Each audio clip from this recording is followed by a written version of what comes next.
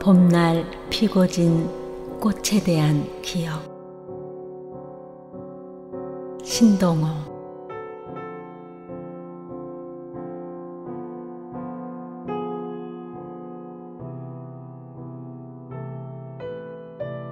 나의 어머니에게도 추억이 있다는 걸 참으로 오래되어서야 느꼈습니다. 마당에 앉아 봄나무를 다듬으시면서 구슬픈 콧노래로 들려오는 하얀 찔레꽃. 나의 어머니에게도 그리운 어머니가 계시다는 걸 참으로 뒤늦게야 알았습니다. 잠시 고개를 갸우뚱하시며 부르는 찔레꽃 하얀 잎은 맛도 좋지.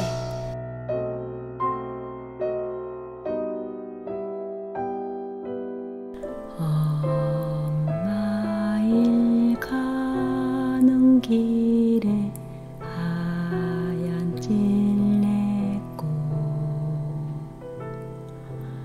찔레꽃 하얀 잎은 맛도 좋지.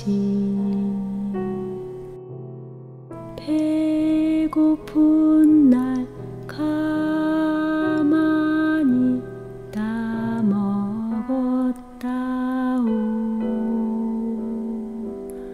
엄마 부르며 따먹었다오.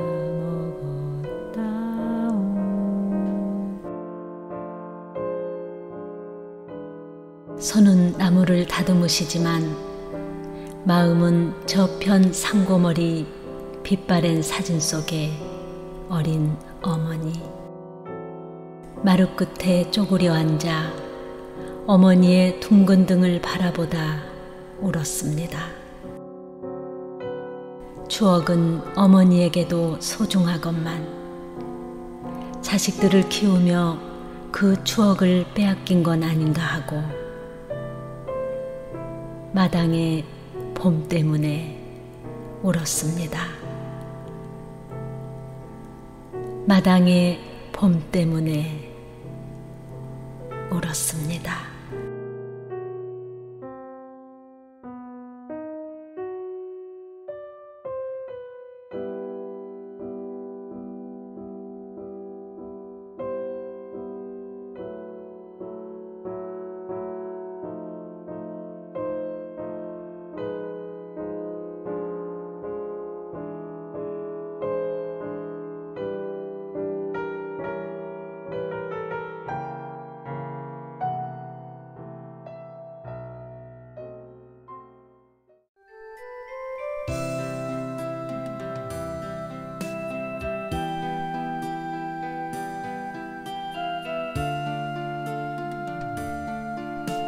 그 먼 나라를 아르십니까? 신석정.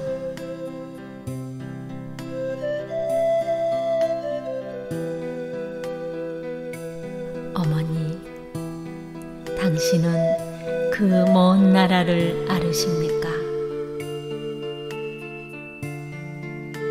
깊은 삼림대를 끼고 돌면 고요한 호수에 흰 물새 날고 좁은 들길에 들장미 열매 불고 멀리 노루새끼 마음 놓고 뛰어다니는 아무도 살지 않는 그 먼 나라를 아르십니까?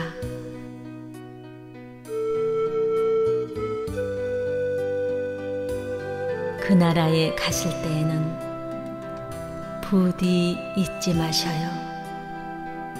나와 같이 그 나라에 가서 비둘기를 키웁시다.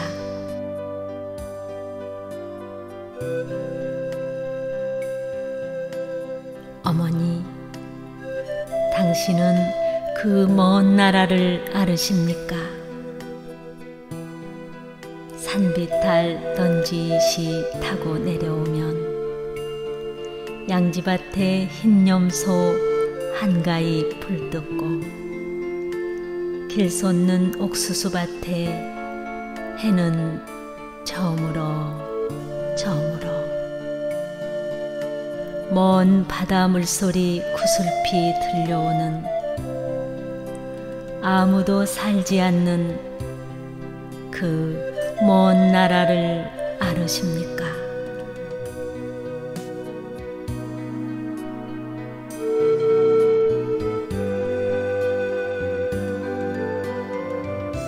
어머니, 부디 잊지 마셔요. 그때 우리는 어린 양을 몰고 돌아옵시다. 어머니, 당신은 그 먼 나라를 아르십니까? 5월 하늘에 비둘기 멀리 날고 오늘처럼 촐촐히 비가 내리면 꽁소리도 유난히 한가롭게 들리리다. 서리까마귀 높이 날아 산국화 더욱 곱고 노란 은행잎이 한들한들 푸른 하늘에 날리는 가을이면 어머니, 그 나라에서 양지밭 과수원에 꿀벌이 잉잉거릴 때 나와 함께 그 새빨간 능금을 똑똑 따지 않으렵니까?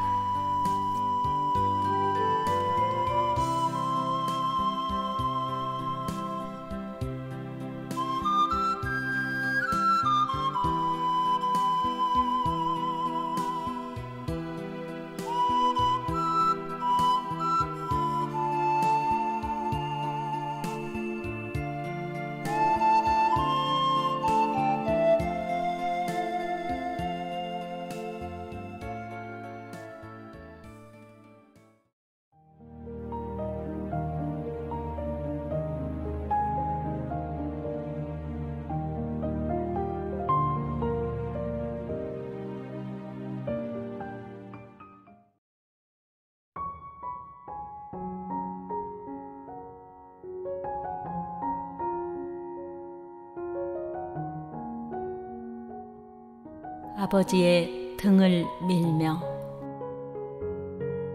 손택수.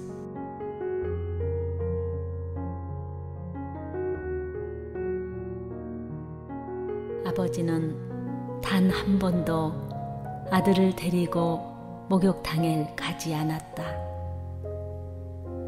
8살 무렵까지 나는 할 수 없이 누이들과 함께 어머니 손을 잡고 여탕에 들어가야 했다. 누가 물으면 어머니가 미리 일러준 대로 5살이라고 거짓말을 하곤 했는데 언젠가 한 번은 입속에 준비해둔 5살 대신 7살이 튀어나와 곤욕을 치르기도 하였다. 나이보다 실하게 여물었구나. 누가 고추를 만지기라도 하면 잔뜩 성이 나서 물속으로 텀벙 뛰어들던 목욕탕. 어머니를 따라갈 수 없으리만치 커버린 뒤론 함께 와서 서로 등을 밀어주는 부자들을 은근히 부러운 눈으로 바라보곤 하였다. 그때마다 혼자서 원망했고 좀 더 철이 들어서는 돈이 무서워서 목욕탕도 가지 않는 걸 거라고 아무렇게나 함부로 비난했던 아버지. 등짝에 살이 시커멓게 죽은 지게자국을 본 건 당신이 쓰러지고 난 뒤의 일이다. 의식을 잃고 쓰러져 병원까지 실려온 뒤에 일이다. 그렇게 밀어드리고 싶었지만 부끄러워서 참아 자식에게도 보여줄 수 없었던 등. 해지면 달지고 달지면 해를 지고 걸어온 길 끝. 적막하디 적막한 등짝에 낙인처럼 찍혀 지워지지 않는 지게자국. 아버지는 병원 욕실에 엎혀 들어와서야 비로소 자식의 소원 하나를 들어주신 것이었다.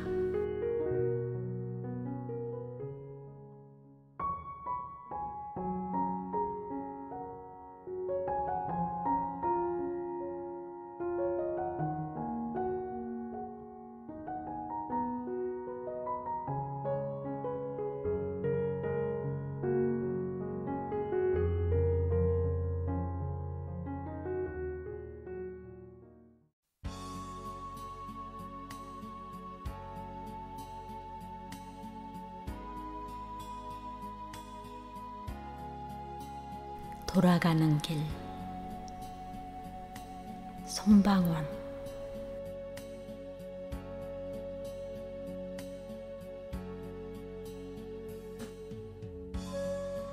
아버지가 아기가 되셨다.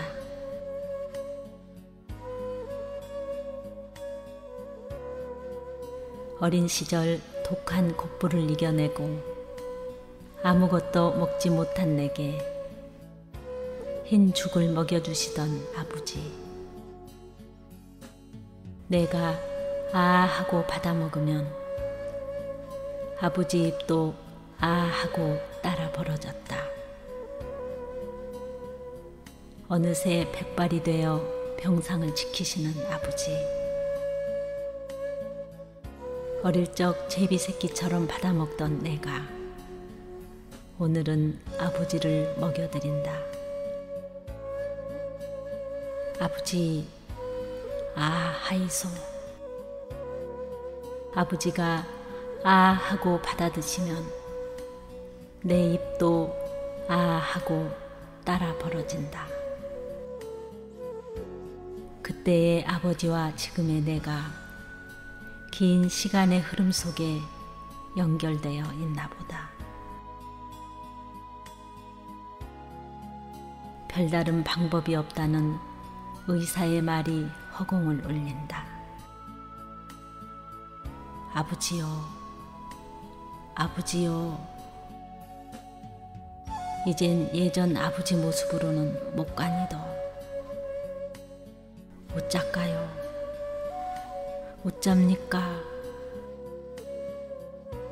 이 말조차 밖으로 내보내지 못하고 목을 때를 타고 속으로 넘어간다.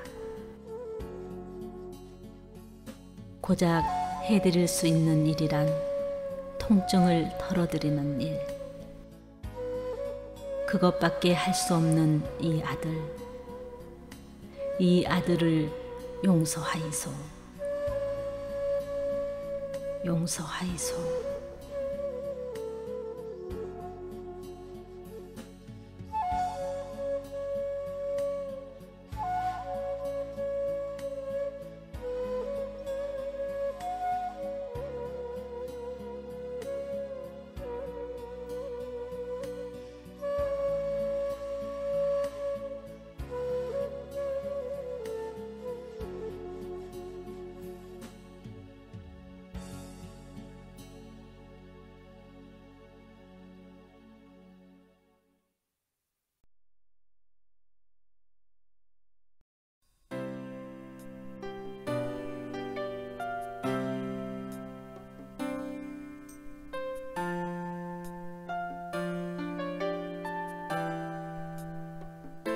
색강.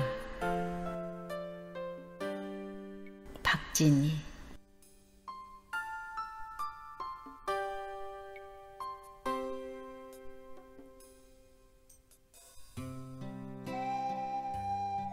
작정하듯 떠나온 길이에서 둔덕을 만났다.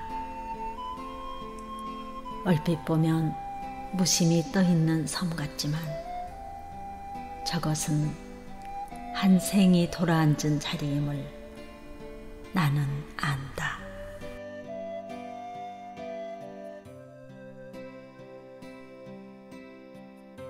그 자리에 뿌리를 내리고 나무들이 산다. 강물이 저만치 강물로 흐르는 샛강에 맨발의 가마오지가 먹이를 찾고 있다. 덧난 시간의 환부 같은 잔등이로 바닥바닥 하얀 새똥들을 휘갈겨 놓는다.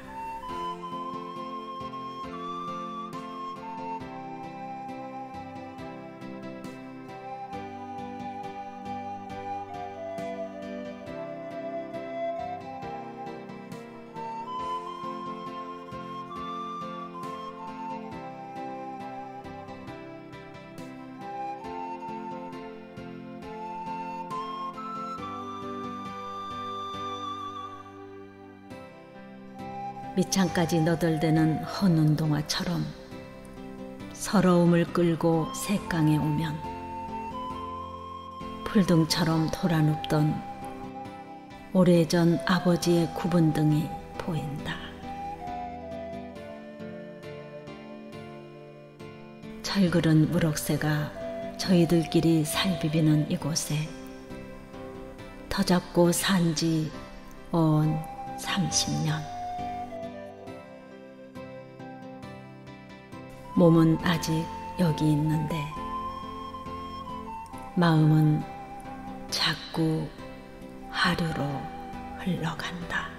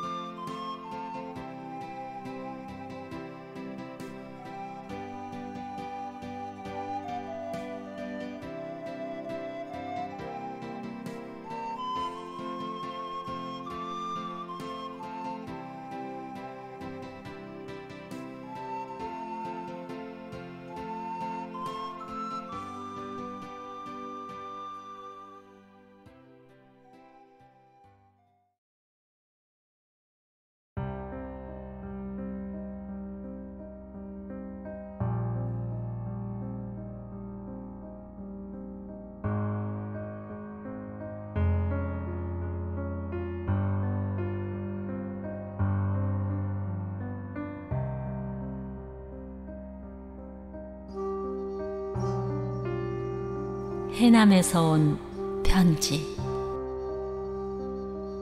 이지엽.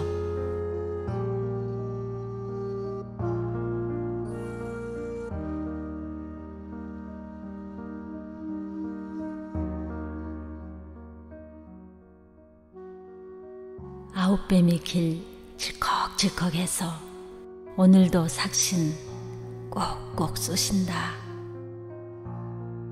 아가, 서울 가는 인편에 쌀 조금 붙인다. 비민하겄냐만 그래도 잘 챙겨 묶어라. IMF인가 뭔가가 징어긴 징언갑다. 너그 오래비도 전화로만 기별 딸랑하고 지난 설에도 안 와불었다. 애비가 알면 배락을 칠 것인디 그냥 방 까무잡잡하던 낯짝도 인자는 까뭇까뭇하다. 나도 얼른 따라 나서야겠는디 모진 것이 목숨이라 이도저도 못하고 그러냔. 쑥 한 바구리 캐와 따듬다 말고 소주 한 잔이었다. 지랄놈의 농사는 지면 못하냐. 그래도 자석들한테 팥이랑 돈부, 깨, 콩, 고추 보내는 재미였는디 너 앓고 정신서원이라니 그것은 하느님하고 결혼하는 것이라는디 더 살기 팍팍해서 어찌하슬란가 모르겠다. 너는 이 애미더러 보고 잡아도 꼭 천디라고 했는디 달구똥마냥 네 생각 끈하다.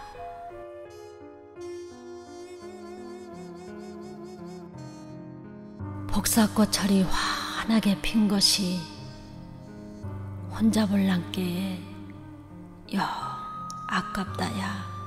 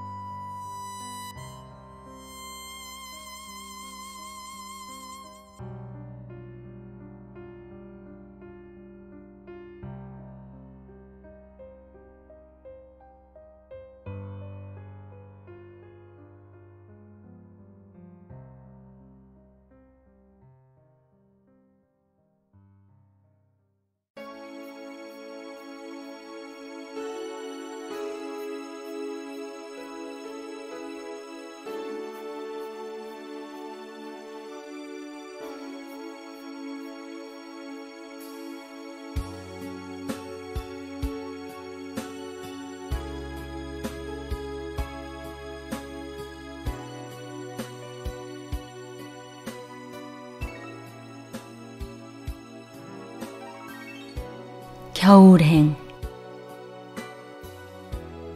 이근배.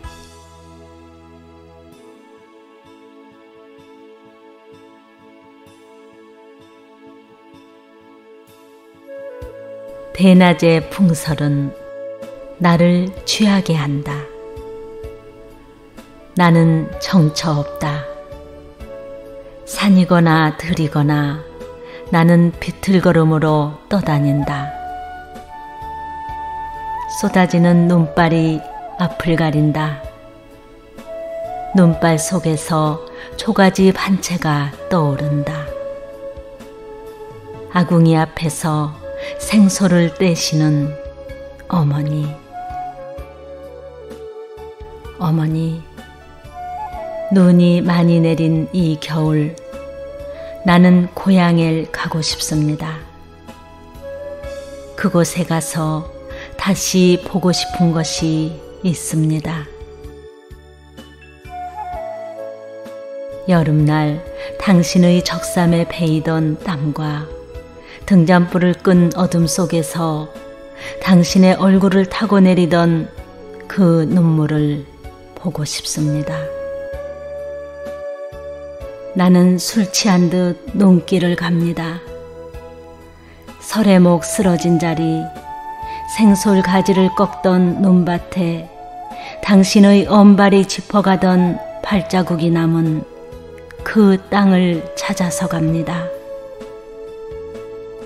헌 누더기 옷으로도 추위를 못 가리시던 어머니, 연기 속에 눈 못 뜨고 떼시던 생솔의 타는 불꽃에 저녁나절의 모습이 자꾸 떠올려지는 눈이 많이 내린 이 겨울, 나는 자꾸 취해서 비틀거립니다.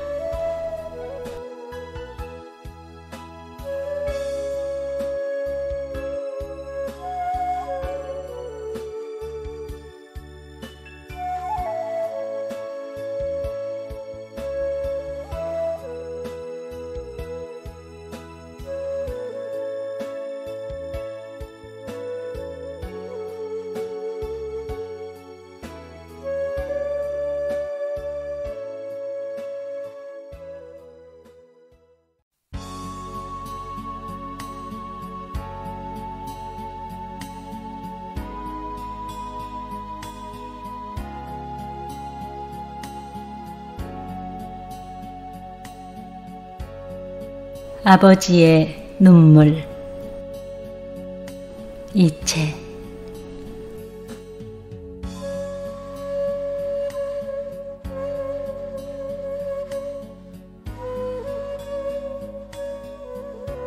남자로 태어나 한평생 멋지게 살고 싶었다. 옳은 것은 옳다고 말하고 그른 것은 그르다고 말하며 떳떳하게 정의롭게 사나이답게 보란듯이 살고 싶었다.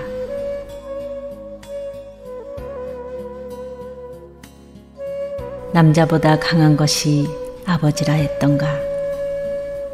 나 하나만을 의지하며 살아온 아내와 눈에 넣어도 아프지 않을 자식을 위해 나쁜 것을 나쁘다고 말하지 못하고 아닌 것을 아니라고 말하지 못하는 것이 세상살이더라. 오늘이 어제와 같을지라도 내일은 오늘보다 나으리란 희망으로 하루를 걸어온 길끝에서 피곤한 밤손님을 비추는 달빛 아래 쓴 소주잔을 기울이면 소주보다 더 쓴 것이 인생살이더라. 변변한 옷 한 벌 없어도 번듯한 집 한 채 없어도 내 몸 같은 아내와 금쪽 같은 자식을 위해 이 한 몸 던질 각오로 살아온 세월.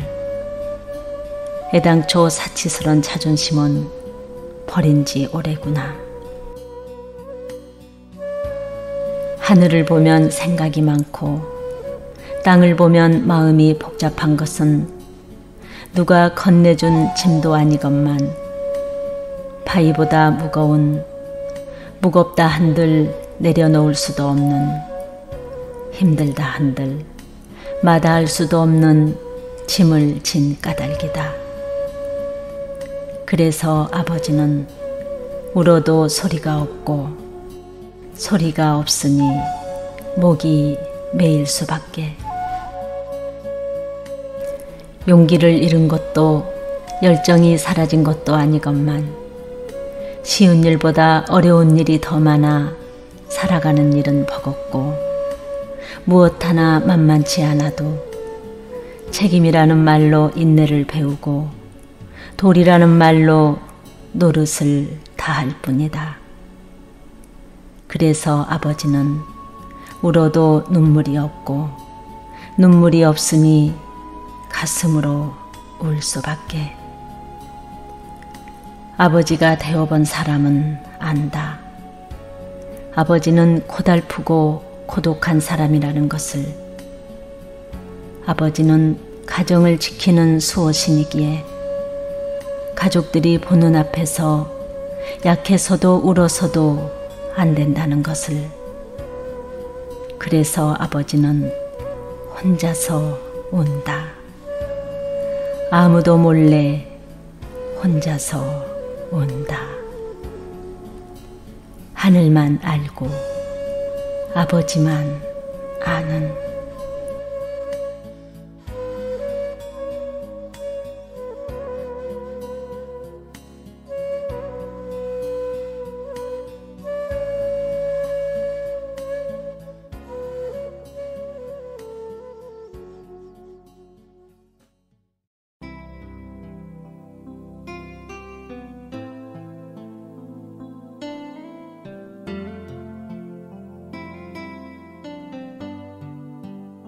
베개. 문정희.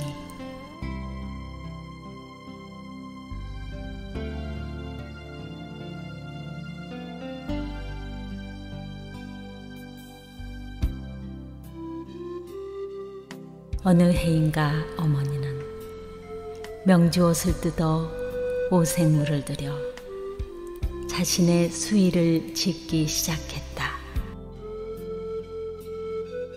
치마, 저고리, 베개, 손싸개, 그리곤 한지의 이름을 오려 써서 사이사이 가지런히 꽂아 놓았다. 틈만 있으면 어머니는 그것을 우리에게 보이고 싶어 했다.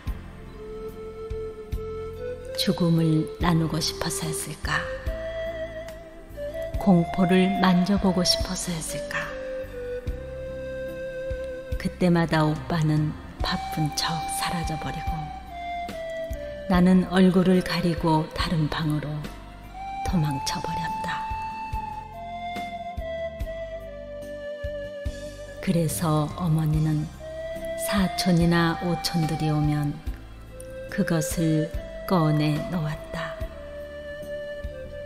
나는 죽음 옷 준비가 다 됐다고. 날 받아놓은 신부가 혼수를 펴놓고 자랑하듯 했다. 친척들은 모두 대접으로 고개를 끄덕이고는 볼 일이 있어서 곧 자리를 털고 일어섰다. 그래서 어머니는 그것을 끈떨어진 여행 가방에 담아 아파트 처마 밑에 매달아 놓고 하루에도 몇 번씩 저기 있다잉, 필요할 때 당황 말고 척 찾았어라잉 신신당부했다.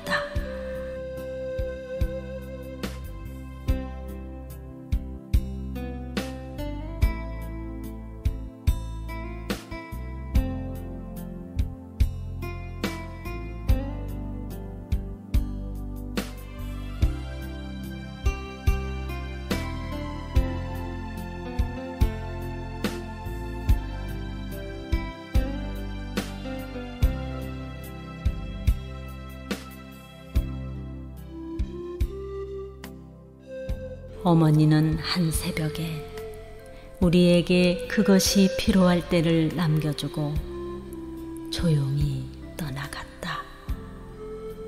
삭은 낙엽처럼 가라앉았다.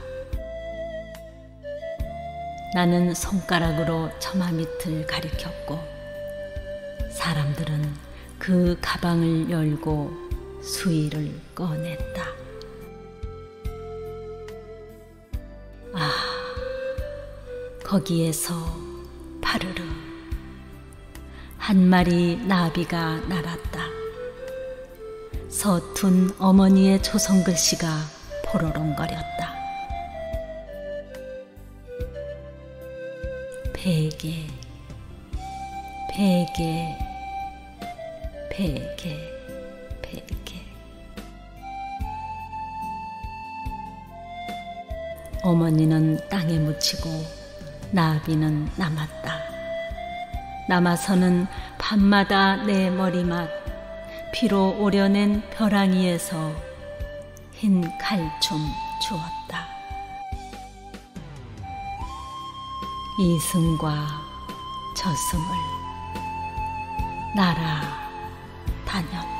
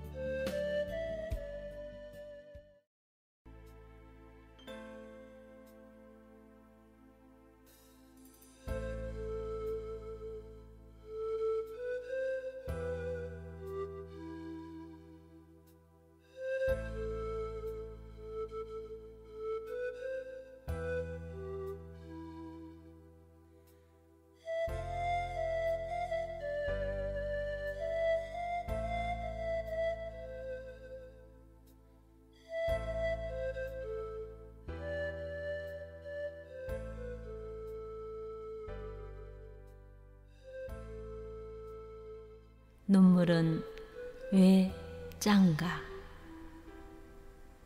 한민복.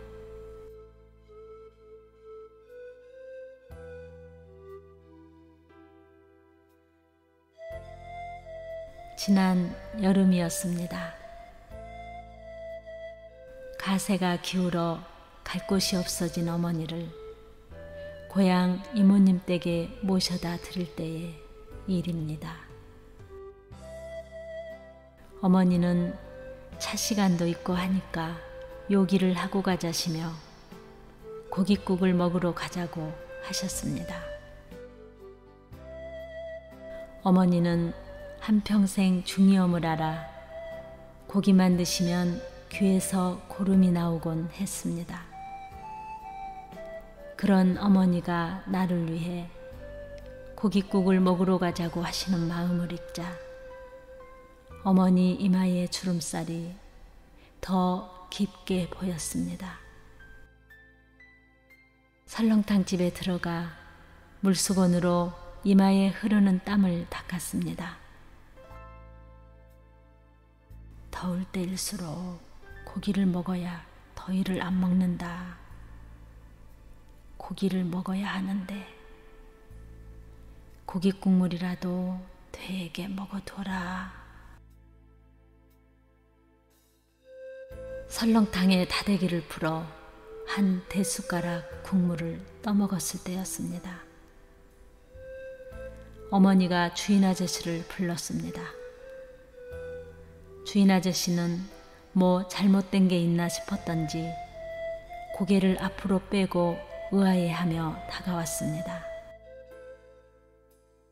어머니는 설렁탕에 소금을 너무 많이 풀어서 그런다며 국물을 더 달라고 했습니다. 주인 아저씨는 흔쾌히 국물을 더 갖다 주었습니다. 어머니는 주인 아저씨가 안 보고 있다 싶어지자 내 투가리에 국물을 부어주셨습니다. 나는 당황하여 주인 아저씨를 흘금거리며 국물을 더 받았습니다. 주인 아저씨는 넌지시 우리 모자의 행동을 보고 애써 시선을 외면해 주는 게 역력했습니다. 나는 그만 국물을 따르시라고 내 투가리로 어머니 투가리를 툭 부딪혔습니다. 순간 투가리가 부딪히며 내는 소리가 왜 그렇게 서럽게 들리던지 나는 울컥 치받치는 감정을 억제하려고 설렁탕에 만 밥과 깍두기를 마구 씹어댔습니다. 그러자 주인 아저씨는 우리 모자가 미안한 마음 안 느끼게 조심 다가와 성냥갑만한 깍두기 한 접시를 놓고 돌아서는 거였습니다. 일순 나는 참고 있던 눈물을 찔끔 흘리고 말았습니다. 나는 얼른 이마에 흐른 땀을 훔쳐내려 눈물을 땀인 양 만들어 놓고 나서 아주 천천히 물수건으로 눈동자에서 난 땀을 씻어냈습니다.